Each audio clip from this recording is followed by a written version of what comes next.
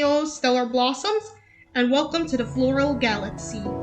I decided to make some review videos and talk about something old to make ourselves feel alive again. Also, if you hear any construction noises, there's some construction going on near my house, and I do not have enough clout to tell them I am Moonshine Canvas Productions. I need to record a video, so I apologize for that. Anyways, here's a fun fact. In December last year, I went to Seoul with my family, and I heard K-pop a lot wherever I went. So I admit, I'm not the most familiar with K-pop, and I did a lot of research to ensure I grasped the basic concepts. Let's talk about the Hallyu Wave before bringing up this video's topic. The Hallyu Wave, or the Korean Wave, is a cultural phenomenon in which South Korean culture rose to prominence significantly. This was thanks to a government scheme in the 1990s to preserve Korean culture after the Japanese colonization.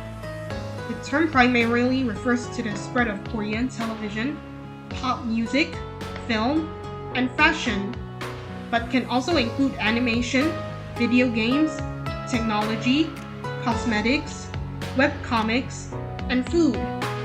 Hallyu first spread around in Asia, partially thanks to a lifted ban on exports between Korea and Japan. Around this time, K-pop was a small sprout beginning to blossom in 1992 with bands like H.O.T., Seo Taiji and Boys, and Baby Vox. In the late 2000s to early 2010s, thanks to songs and bands like Gangnam Style, Girls' Generation, and BTS, K-pop began growing in international popularity, particularly amongst Gen Z thanks to social media and parallel social relationships. While I don't condone the more toxic side of the idol industry, I can consider it a pivotal moment in the Hallyu Wave, and K-pop's clearly a deep subculture of music with its fan bases, culture, and history. Why am I bringing up all this? Well, I want to talk about that time Nickelodeon wanted a slice of that K-pop pie. So before the series began, Nickelodeon produced a TV movie for the K-pop girl band, the Wonder Girls, on Teen Nick. So how did Nickelodeon get a K-pop series? Isn't K-pop, well, Korean? Typically, yes. However, with the rising popularity of K-pop and Korean culture in general during the mid-2010s, Nickelodeon wanted to cash in on their own K-pop inspired work based on what they thought was to be a fad. So structurally, the musical numbers in the series are similar to that of the typical modern K-pop format, fusing EDM, hip-hop, disco music, club music, and R&B, with some rapid numbers included as well, along with stylish outfits and dance numbers. However, a vital thing they forgot was that K-pop requires some Korean lyrics, or else it's just English pop. So before some of you go into the comments going, actually, I'm sure you already have because this is the internet and nobody listens to anybody there. I'm only calling Make It Pop a K-pop inspired series because it advertises itself as being based on K-pop. So, let's dive in.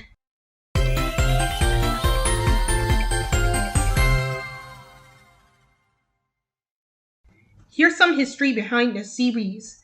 Make It Pop ran from March 2015 to August 2016. It was created by Thomas W. Lynch and Nick Cannon. Trust me, we'll get back to the former very soon. If you grew up with Nickelodeon in the 2000s, there's a high chance that you know of the latter. Nick Cannon was in All That before proceeding to host the Nick Cannon Show, America's Got Talent, and The Masked Singer. Now, let's talk about what this show is about. Make It Pop follows three girls who become roommates at McKendrick Prep: Sunhee, Jodie, and Quirky.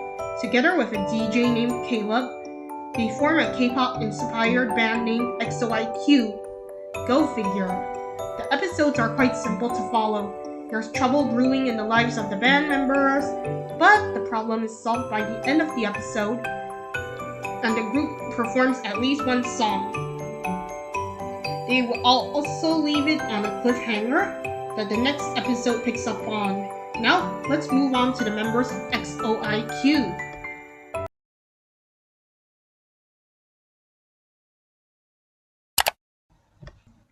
Hi, editing Grace over here.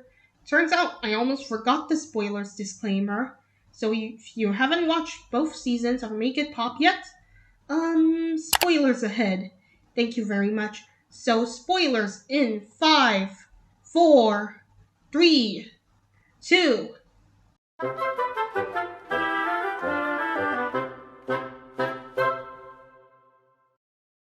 We are introduced to the first member and the face of XOIQ, Sunhee. Sunhee is a teenage girl who dreams of becoming a world-famous singer and has an online vlog to achieve her goal. However, she's kinda dumb, selfish, insensitive, especially when it concerns online fame, but not too much to the point where she becomes annoying or unlikable to the audience. She also becomes a better person as the series progresses, adding a lot of depth to a character archetype that could seem one-dimensional sometimes. She's a chaotic gremlin, and I love it. Also, she has the best lines. You! Oh, Valerie! You match your bathrobe! My father wanted me to be an astrophysicist, but I think disappointment is good for parents. Keeps me guessing. Or in the witness protection program. Or on the run from the law from robbing a goody two-shoes store. Or she just doesn't like the spotlight. Now you're just being ridiculous. Anyway, it's her loss. If Corky doesn't want to be in our soon-to-be world-famous band, she just won't get to ride in our private jet. We don't have a private jet. If you keep saying stuff like that, you won't get to ride in either. Then, we move on to Jody Mappa, the visuals, choreographer, rapper, and fashion designer of XOIQ. Jody is often the voice of reason for the group, basically the mom friend of the team. She also designs clothes for them and dreams of becoming a famous fashion designer. I think you all know who my favorite member may be. I've only had To Jody Mappa. for a day and a half, but if anything happened to him, I would kill everyone in this room and then myself. Now is the virtuoso and the brains of the group, Corky Chan. While Sunhee and Jody are free-spirited and more extroverted, Corky is from a more sheltered and traditional background. She's your typical straight hair, straight A, straightforward girl who's destined to be the heiress of her father's company and has to adhere to his strict rules for her. Corky's father isn't really a bad person, just very overprotective of her. Hence, she has stage fright at the beginning, fearing that her father will send her back to Beijing if she didn't succeed in her violin and at school. Seeing Corky gain more confidence throughout the show makes me proud and happy. Also, personally, I feel that Corky deserved at least one solo song like her peers. We were robbed of a Corky solo song! And the final member is the DJ and the only boy of the group, Caleb. He's a dorky, clumsy little goofball who can be a little impulsive, and this could lead him to trouble sometimes. However, he makes up for it with his killer DJ skills and works at the club the girls perform in every week. Basically, he's a himbo. You like my sound? Your beats are sick. Wait, not sick like my nana's old cat Maurice. No, the good sick. But you can help by attracting people with your sick sky skills. I don't feel sick.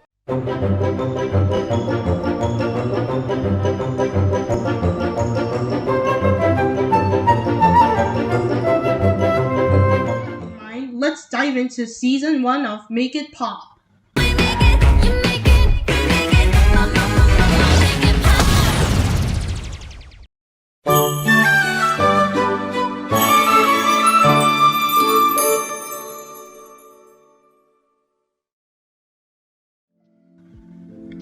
So, season 1 begins by introducing us to Sunhee, Jody, and Caleb. While Sunhee is vlogging and Caleb is settling into his dorm, Jody is confronted by the principal, Miss Diona, for breaking the school dress code. Meanwhile, during assembly, the drama teacher, Mr. Stark, announces the school musical, which Sunhee is excited about because she dreams about being a star. However, apparently, freshmen don't get lead roles in your school plays. Things get suspicious when the government agents arrive, causing Sunhee and Jody to learn that their new roommate is a VIP student. Whatever you're looking for, you'll never find it! Don't worry, I got your back. I'm not hiding anything. Exactly. We're completely innocent. Relax, ladies. It's just a standard room check. Oh, they do this in every dorm room? Just the ones with the special students. OMG. This is because of Sunhee Nation. Hashtag blushing. Hashtag no. Hashtag this is about your other roommate who's not here yet. I don't get this whole hashtag thing. Room clear. They attempt to investigate and get locked inside a locker while trying to hide. Caleb also gets a job at a roller rink recommended by Mean Girl cheerleader Valerie and discovers some DJ equipment and a stage. That's a surprise tool that'll help us later. Jody and Sunhee's new roommate, Quirky Chang, arrives and they learn that she wants to pursue an American university. The next day, as Sunhee grabs her phone for class, she overhears Quirky playing the violin. Soon, the three girls begin to participate in a diegetic musical number, while Sunhee records it on her phone, uploading it onto the internet. Please promise me you'll never tell anyone about this. Please? Okay. But that won't do any good because it already went viral. What? Okay, let's just all calm down. Porky, if you're going to be in a band, people have to see you. It's the whole point of a band. You know, besides the music and all that. You couldn't possibly understand. No one could. What do you think that was all about? Naturally, Quirky is freaked out by all of this and she leaves, upset at Sunhee. Everybody got that? Good. You know, I'm kinda siding with Quirky on this because I feel like people should only post collabs with consent from all parties involved. Anyways, I feel like a lot of things were going on with this episode, making it a little chaotic. But it's a fun start and the ending song slaps.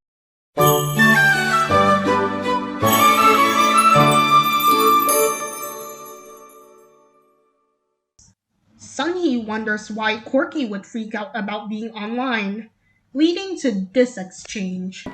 She's so selfish. Maybe you should have asked her before you posted our video online. Do you think she's running away from someone? Or in the witness protection program? Or on the run from the law from robbing a goody two-shoes store? Or she just doesn't like the spotlight. Now you're just being ridiculous. Anyway, it's her loss. If Quirky doesn't want to be in our soon-to-be world-famous band, she just won't get to ride in our private jet. We don't have a private jet. If you keep saying stuff like that, you won't get to ride in either. We soon cut to the student president, football captain, and the most popular boy in the school, who happens to be a narcissist, though not necessarily the worst character, Jarrett Anderson. He's trying to convince Mr. Stark that he should be the star of the school musical, but Mr. Stark continuously rebuffs him and tells him to audition like everyone else. The girls receive a scolding from Miss Diona as Quirky requests to move away to a single room, threatening to kick Sunhee and Jody out for any more antics. One question, why is Quirky unable to get a single bedroom besides plot reasons? It's heavily implied Caleb, a middle-class student, lives in his dorm room alone. So, is it a way to keep him out of trouble? Are the boy-girl ratios in the school uneven that year? I don't know. There's gotta be a better explanation for this. On her way to class, Quirky encounters Caleb, who compliments her on her singing and attempts to have her sing along to his tracks. Quirky politely refuses and goes to class to study. Later at the roller rink, Caleb gets an idea to explore the stage. Coincidentally, as this is going on, Sunhee and Jody have trouble finding a suitable rehearsal space at school and things are getting fiery between Corky and Sunhee, while Jody attempts to stop the arguments. Would you try this on for me? I want to see it on a human. So why ask her? Maybe she wants to ask someone who's actually capable of being helpful. That's it, it's go time, you and me! Stop! I don't want blood on my dress. That's a dress? I can see it.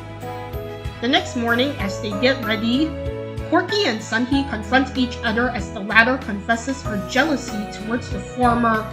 Because her parents wanted her to act like Corky, and she has been kicked out of every school she was ever enrolled in, wanting to prove herself.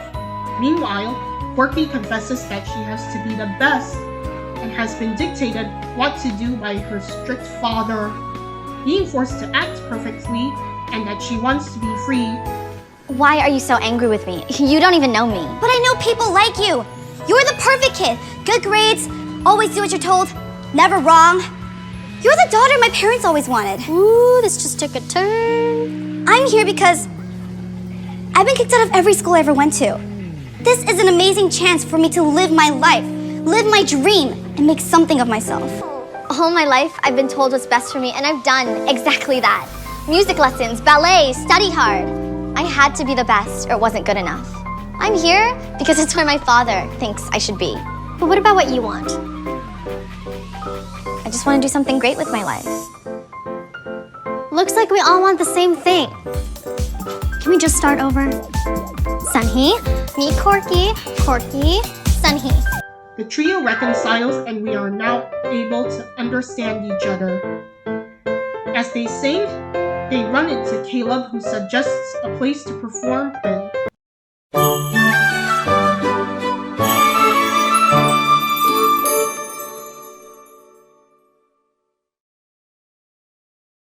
However, their excitement is short-lived as they learn that the roller rink kinda sucks. Caleb attempts to explain his plan, but the girls leave him.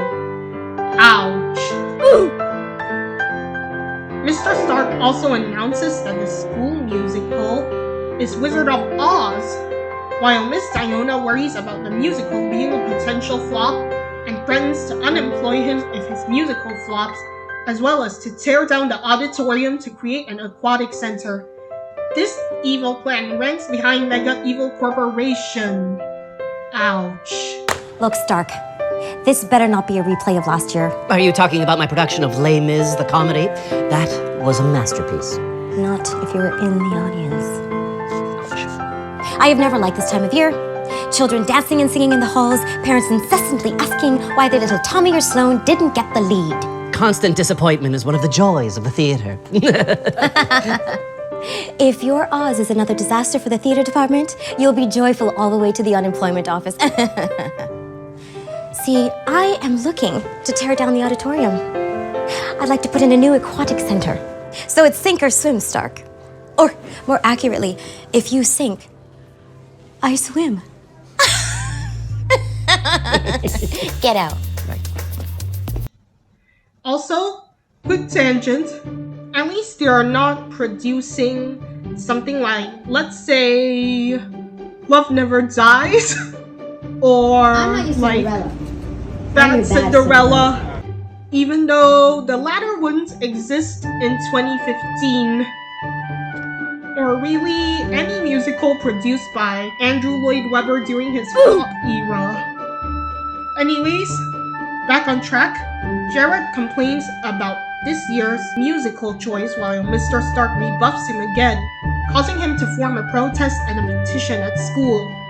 As the trio enters the auditorium, they find out what is going on, and sparks fly between Jared and Corky. Ooh, I see where this is going. And because Sunhee and Jody fail the maths quiz, they are not allowed to participate in the school play. Conveniently enough, Corky remembers that they can apply for a redo, and so the two have to hit the books. Meanwhile, Caleb attempts to reinvent the roller rink into a club. The next day, the girls retake the test, and Caleb convinces them to enter the newly renovated club. The day gets better as they are amazed at the sight and learn that they have passed the exam. Corky also joins the band as long as she remains anonymous and if they ask for her consent when they go online. After rehearsing, the boss tells Caleb that the girls can perform at the club on Friday night. And so, XOIQ is born. On their way to the dorms, Jody sees the cheerleaders rehearsing and provides input on how they could improve their routine. Valerie is impressed and attempts to recruit her, but Jody refuses because she feels that she doesn't have time for cheerleading. Valerie is livid about this and begins plotting something. They sort of do this high school drama thing where it's like the cheerleaders are either dumb or mean, which, like, does it make sense? I mean, I'm not American, so I might be missing something. Anyways, back on track again.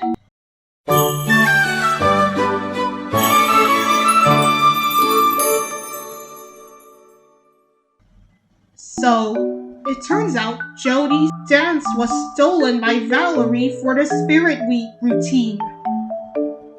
However, when confronted, Valerie humiliates Jody in front of the whole school for no reason. Like, the seniors are literally mean for no reason. To catch Valerie in the act, the girls try to spy on her using high-tech equipment by Corky, but surprise, surprise, it backfires. What a twist! The next day, Jody confronts Valerie again and challenges her to a dance-off in front of the whole school. And unsurprisingly, Jody wins. Meanwhile, Caleb finds a camera recording in Valerie's bag and XOIQ confronts the cheerleaders. Corky and Caleb expose Valerie in front of the whole school. Valerie later reveals to Caleb that the day of XOIQ's debut concert is the same day as the mandatory prep rally.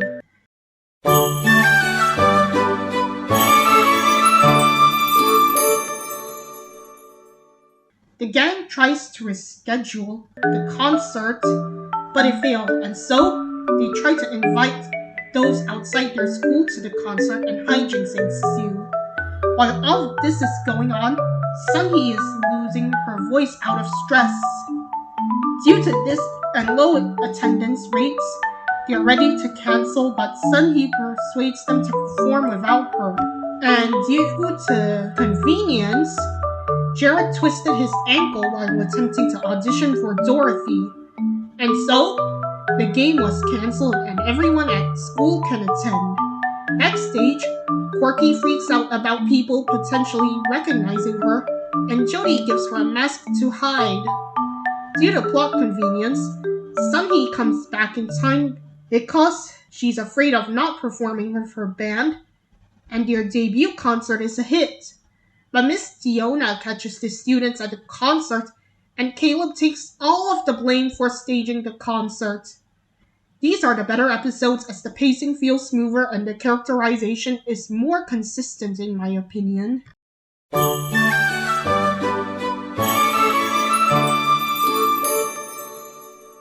Caleb is punished for putting on a concert, and Corky's alter ego, the Masked Girl, blows up online to the point where people are nominating her for Homecoming Queen on campus. What do you think she's saying? That he's in trouble for putting on a concert. Poor guy. I feel so bad. Hey, we're blowing up online! Let's see that. Yes, people love our clothes. Someone just commented, where can I steal their look? Someone wants to steal my look? That's sick. Corky, a lot of these comments are about you. What? I don't want comments about me. Well, it's not exactly you. It's Masked Girl. You already have a fan page? So I have 3 fan pages. Yeah, but you made all of them. That's right. I'm well-liked and hardworking. Jody plans on asking Caleb to the dance, but it is foiled several times by his own clumsiness during his punishments. Corky attempts to avoid being exposed, while Jared, Valerie, and the popular gang bump into her and talk about the Masked Girl. As Corky tries deflecting it, Jared misunderstands and tells Corky that she shouldn't hold a grudge for more than 3 days, as it's a rule. due to her sheltered life, Corky doesn't question it, and so, the popular gang attempts to make Corky popular, essentially turning her to a plastic. And the episode's plot is basically ripped from Mean Girls. You know, homeschooled girl goes to school, makes new friends, meets the mean gang, becomes popular thanks to being friends with the mean gang, falls into peer pressure, and then drifts away from her old friends, etc., etc. This causes Corky to run for homecoming queen, and Jody to make her dress. However, after the popular girls discuss their dresses, Corky and Jody fight about the design, and Corky gets called out for being with fake friends. Corky's still ticked off by all of this, and she overhears Valerie and her sidekick, Heather, laughing about how Corky would be humiliated if she ran for homecoming queen. Heartbroken, she returns to XOIQ to apologize to them for being in class earlier, and the girls perform a song. Corky sees Jared in the audience and fears that he's put 2 and 2 together. Turns out, Jared wants to apologize about how the popular girls treated Corky. There you are. Look, I need to talk to you. I don't really feel like talking right now, Jared. Corky, please. I know. You know? How could you possibly know? I saw Heather and Valerie making fun of you. That was not cool. Oh, that. Yeah, I'm starting to realize high school is a lot more complicated than I thought it was. Well, I'm sorry if I put you in that position. Can you ever forgive me? And they create some romantic tension. Things are moving way too fast.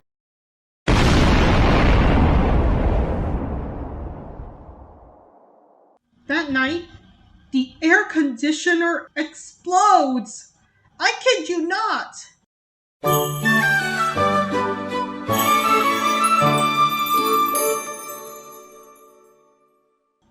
Fortunately, no one's hurt or dead, partially because this is a G-rated TV show, and also because if everyone's dead, the story can't continue. But I can't get over how absurd this scene was. So, the trio has to room with Valerie for the time being. Hi, Sunhee. How are you? Fine, Val. Thanks for your gracious hospitality. Don't look her in the eye, Corky. It's how she takes your soul. This is a problem not only because they hate Valerie, but also because Sunhee left her phone in the dorm room, which contains a photo of Corky in a mask. Sunhee tries to retrieve it in time, but the newly appointed hall monitor, Jared, keeps stopping her from getting there.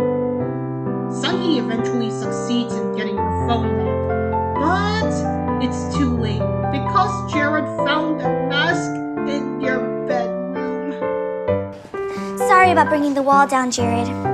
But I think we've all learned an important lesson here today. It's easier to just give me what I want.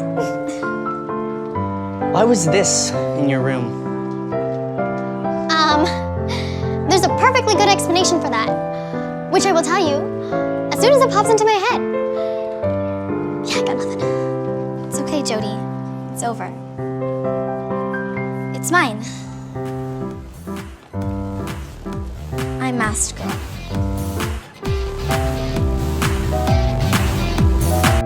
What a twist!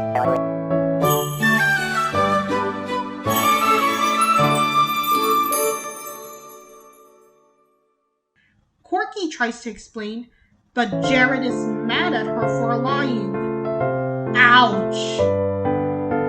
Valerie rubs even more salt into the wound by saying that Jared now hates Corky. Welcome to hell, bitch. Out of spite, Sunhee and Jody challenge Valerie by stating that Corky will win the homecoming queen. They waste no time and begin putting up posters for the campaign as Sunhee appoints herself campaign manager.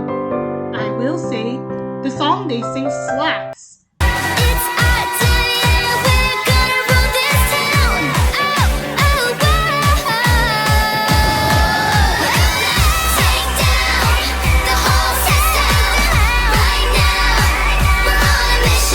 At school, Corky asks Jared for forgiveness, and he accepts it. I am screaming, crying, throwing up. Later on, Valerie attempts to sabotage Corky's campaign by putting up posters defaming her and exposing her as the masked girl in front of everyone. At the same time, as all of this is going on, the homecoming DJ drops out and Caleb, who conveniently overhears all of this, volunteers to help. Jody asks Caleb to homecoming and he refuses due to the once-in-a-lifetime opportunity. Due to the smear campaign, Jody's support drops and she is ready to quit. But Jared stops her, telling her that he was hoping for both of them to be king and queen. And before bed, as an act of retribution, Sunny pranks the cheerleaders by pouring pig paint onto them. You know, I consider this better than pig's blood. If you know, you know. Corky disapproves of this as she wants to stay true to her beliefs, and so she decides that they should host a concert with her revealing her identity. They sing, and the concert is a success, earning back Corky's supporters by being herself.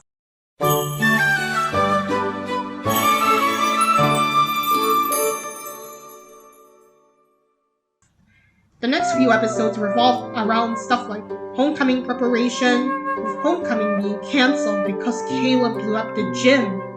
Again. So now, the school hates him. Ouch. These aren't love letters. They're angry notes from the student body. Oh, because it's your fault homecoming's canceled? Yeah. I didn't realize DJ stood for dumb jerk. People can be so cruel.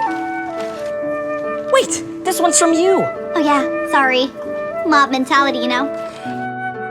To restore his reputation, he plans an underground homecoming at the roller rink where Sun-hee will perform her audition for Oz. Mr. Stark sees this and is amazed by her performance. During the song, feelings blossom between Jared and Corky, only for this to be interrupted by a phone call from her dad, who's coming to visit.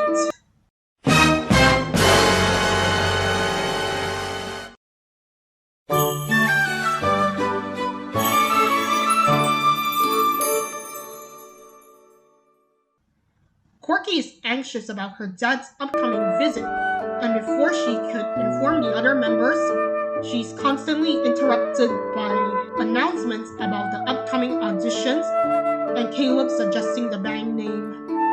As Sunny and Jody share their excitement, Corky is finally able to reveal that her father is visiting and she can no longer audition or perform. She also reveals her past to the girls that she's the heiress to her family business. What a twist! The reason she kept it a secret was that she didn't want anyone to take advantage of her connections and wealth. Though, to be fair, she kind of somewhat exposed herself with all the whole security guard shtick and also that whole gadget that could probably be like $1 million in expenses. Caleb also hires someone to interview XOIQ for higher publicity at school, around the same time as their audition.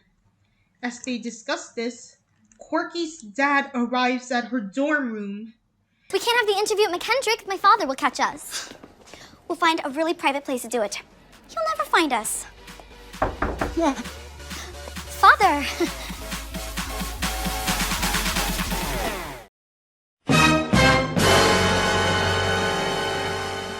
As Corky gives her dad a tour of the school, the interview is going on and the DJ can't go on without Corky because he sees her as the star of the band. I'm not doing the interview without the star. Star? Mask Girl's not the star. Yes, she's talented, but I'm the one with the special quality you can't quite put your... Here's the thing. If she's not here, I'm out. I will get her. Sun-hee attempts to bring Corky to the interview by distracting her dad. This succeeds and the interview begins. However, they miss acting auditions and only Corky can audition for the orchestra.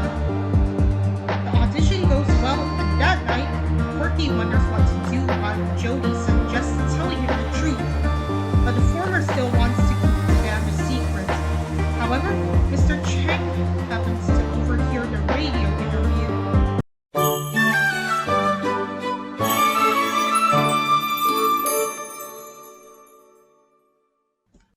The next day, Jody goes to a fashion pop-up store owned by her idol, Lee Jung-ko. She tries to show her designs, but she is constantly interrupted. As she attempts to pursue Lee Jung-ko, Jody gets trapped inside the fashion truck. Jody calls the girls, and Corky is able to track Jody down based on her cell phone location. They find her and help Jody escape, accidentally leaving her sketchbook behind. Meanwhile, Caleb is attempting to distract Corky's dad, but he receives a reminder for the concert. Accidentally saying it out loud and furious, her dad attends the concert that night. Corky notices her dad and she freaks out. Backstage, Corky's dad compliments his daughter's performance and believed that her mom would have been proud of her. Mr. Stark also happens to be watching the concert and is impressed, considering it to be Jody and Sun-hee's audition after hearing their explanation. The next day, the cast list is out. While Jody and Corky got roles, Sun-hee didn't make it to the final round of the school play.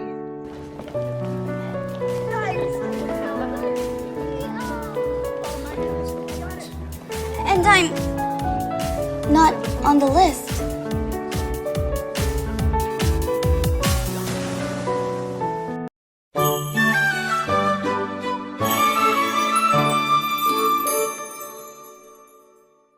The next few episodes are preparation for The Wizard of Oz.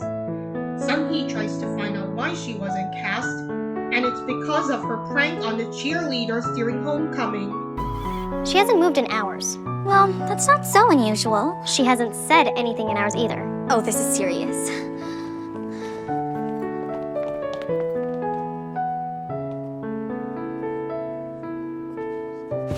She's alive! I can't believe this. Sun-hee, it's just a play. Maybe to you, Jody, but to me, it was another piece of my celebrity puzzle. As she mourns, she finds a troll online and is even more upset. Jody comforts her by stating that it's a troll, and this motivates Sun-hee to find out the real identity of the troll. While spying on rehearsals, she spots Valerie typing after Sun-hee makes a comment. Sun-hee bursts into rehearsal and calls out Valerie for being a troll.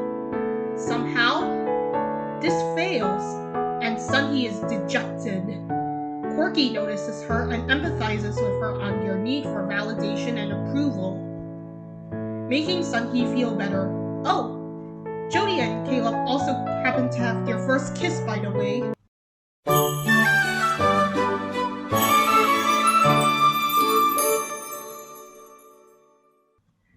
Corky receives a text message from Jared, while Sun-hee and Jody express their worries. Corky reassures them. You can't just go running like a puppy to a pork chop every time a boy calls for you. I don't know much about boys, but from what I understand, they can be, what's that word for when your feelings keep changing back and forth? Fickle? No, that's a fried pickle. And we did not need to start the episode like this. Ah! Turns out, he's only asking her for help with rehearsals, and he reveals that Valerie was once his ex-girlfriend. Romance also happens to be in the air as Jody and Caleb act awkwardly about their first kiss. Sun-hee and Corky also know what's going on. The next day, Jody receives her GPA and is assigned a senior tutor. Turns out, said tutor is Valerie. What a twist! Sun-hee attempts to guilt Mr. Stark into casting her for the musical by recording the responses of clueless students. The school's musical will now be denied my awesomeness. Hey kid, how do you feel about the musical taking place without the best singer on campus? Speechless. My thoughts exactly. While Jared's having a difficult time with Valerie, Mr. Stark refuses to budge in firing Valerie. Corky remembers there's a rule stating that since he's student director, he can fire Valerie and sparks fly again. Jody has to speak because of Valerie's torture methods. The next day, Jared fires Valerie, and Mr. Stark grows anxious because now they don't have a star, and Jared suggests Corky as Dorothy. Jody also aces the test and her GPA rises.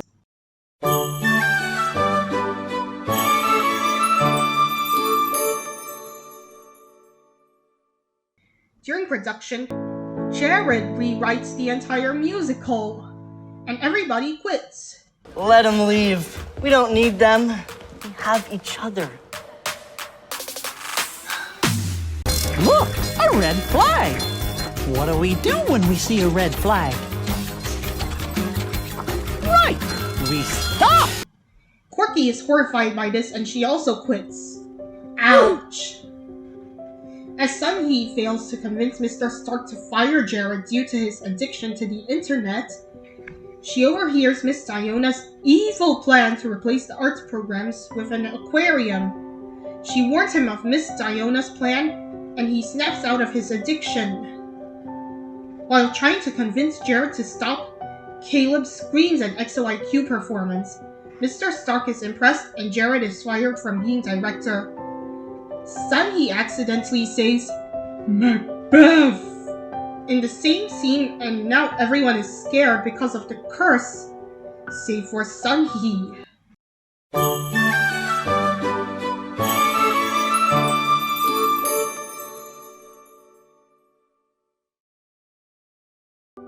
Later on, Mr. Stark receives an offer to be on reality TV, while Sun-hee attempts to tell the TV producers that she was the real star of the vlogs. Hilarity ensues before the curse takes place, and Sun-hee breaks a mirror while singing.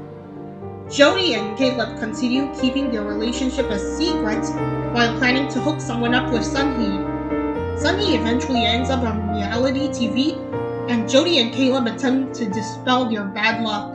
Sun-hee overheard Mr. Stark lamenting on how he lost the spotlight, and she begins to empathize with him, telling the camera crew to make Mr. Stark the star. And with that, Mr. Stark is now auditioning for a Broadway musical. And this is a problem because the play is about to be cancelled. Later on, I kid you not, Jared and Corky share their first kiss! Special delivery. Pain.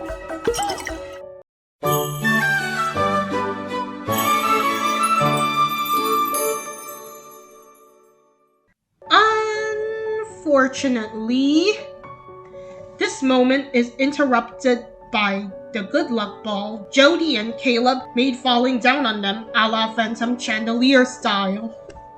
And so, the next day, they're in a parent simulation class. Corky is alone, Sun-hee is paired with another character that we never knew before, and Jody and Caleb are a duo. Oh! Valerie and Jared are also now a duo together. Also, with what comes next, I'll be sharing a theory on them very later. Parenting shenanigans ensue until Valerie reveals that Jared took advantage of Corky to win a bet. Corky confronts him and Jared confesses the truth, causing her to run away crying. You know, I have this theory on why Valerie did that. Maybe because, technically, Jared probably cheated on her for Corky, or he broke up with her specifically to date Corky. You know, if it's the former, I can sort of understand why Valerie would be angry. Oh yeah, and while Valerie did escalate things, Jared isn't exactly blameless either, but why did I have to learn about this?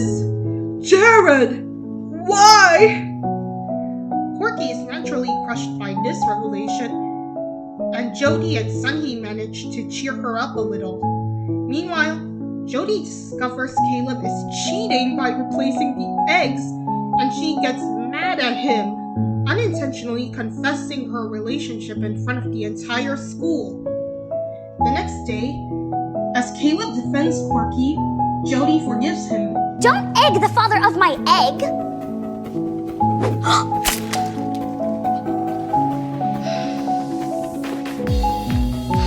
Valerie Graves, you have been nothing but horrible to me and my friends since the first day of school. You are vindictive and manipulative and mean. They soon enter an egg fight and are caught by Miss Diona.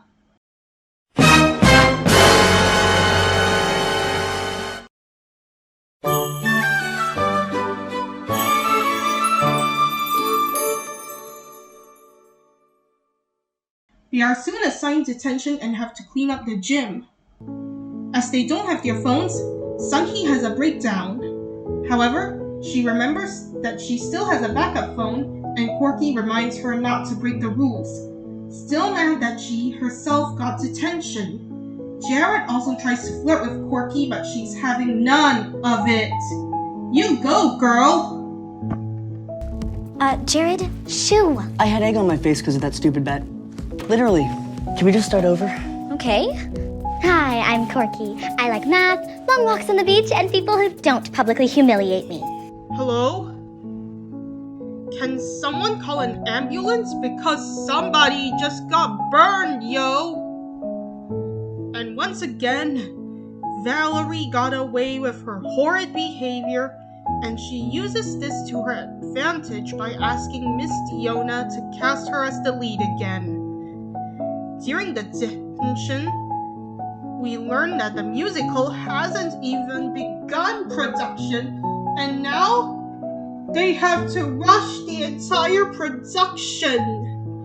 Also, the girls and the boys get into a fight, and Caleb is caught in the middle, trying to reason with everyone. Corky reflects on how life was simpler in Beijing when she was homeschooled and monitored 24/7. Having a culture shock in the US, which is pushed even further by going to a school with people her age, and now dealing with typical teen issues like dating, after-school clubs, and etc. She begins feeling homesick and contemplates moving back to Beijing as XOIQ and Jared attempt to stop her. Miss Diona catches this and asks the detention kids to tag along, showing progress on the play from Valerie.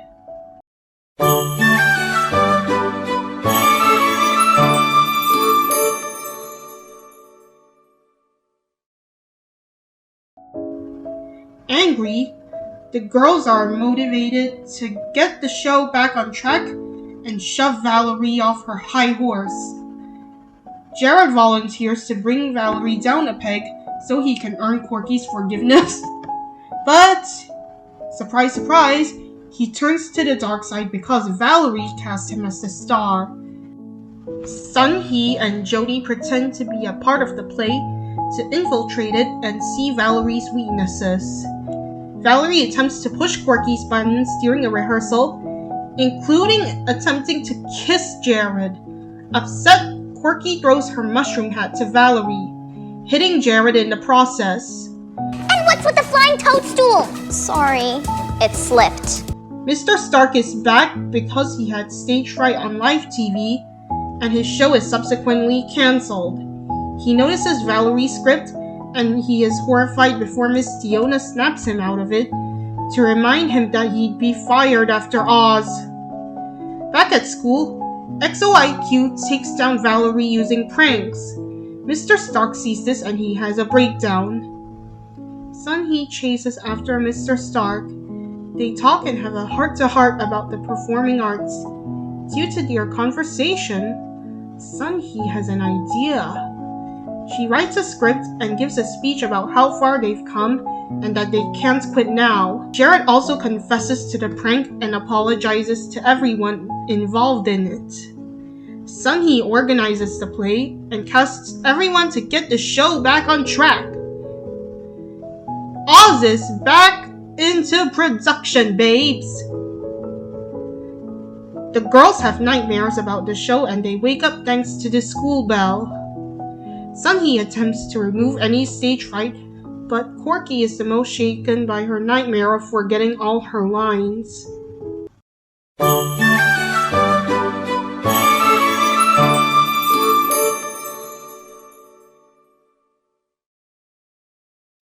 Mr. Stark introduces the play, and so far, it's going well. So although it isn't technically illegal to crush them, it's still rude. And to take off with her shoes! Super rude! Until Corky steps on stage and is terrified, being shaken by the nightmare and having forgotten her lines. So, we have to cut to intermission prematurely.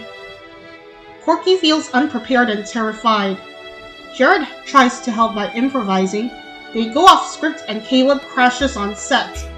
They fight on stage and go off script even further. Valerie arrives, and the girls are motivated to pull their act together for the sake of the play. However, they make a mess and Act 1 ends. Corky and Jody are humiliated, but Sun-hee and Mr. Stark remain adamant to continue the show. Jody and Mr. Stark find a way to make Corky more confident again, and they try to get Act 2 together.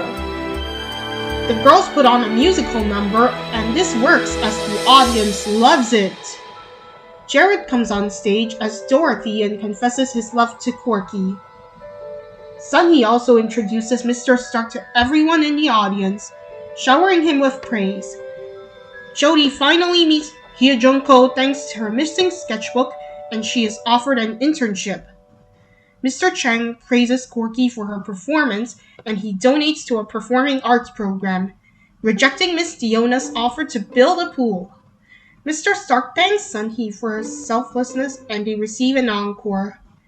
The episode ends with a concert and foreshadowing for a second season. So here's how it goes down. Caleb's boss finally makes a face reveal. Also, I would like to add that Caleb's boss is played by none other than Simu Liu.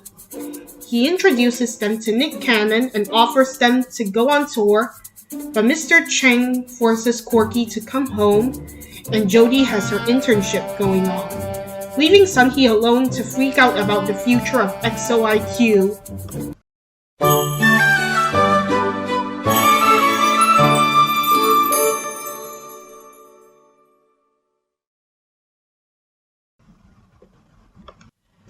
Just kidding. There's a holiday special before season 2 premiered, so the girls are preparing for the Christmas concert as Corky is about to go back to Beijing. They promise not to forget each other and perform a remix of Jingle Bells. The next day, Jody and Sun-hee watch news warning them about a storm coming soon. Sun-hee worries about her online orders. Honestly, mood. I'm texting Santa. This is a logistical nightmare. For my gifts. And she bumps into a boy named Ling, who attempts to flirt with her. We'll get to that. Corky tells them that they'll be snowed in because all the roads are closed, and Sun-hee doesn't take this too well because she wants to go to her family reunion. Jody also wants to go back home to celebrate Hanukkah as well as Christmas. And Corky's flight back to Beijing is postponed, but Mr. Chang is adamant that his daughter comes home. Why are you in my daughter's bedroom? Jared and Caleb talk about how Corky and Jody wish to go home and take a break from their relationships, while Ling cuts in with his advice on listening to them. The girls use Corky's invention to blast their way through the snow and to the train station. It works! But the power at this school is cut, and now they're trapped.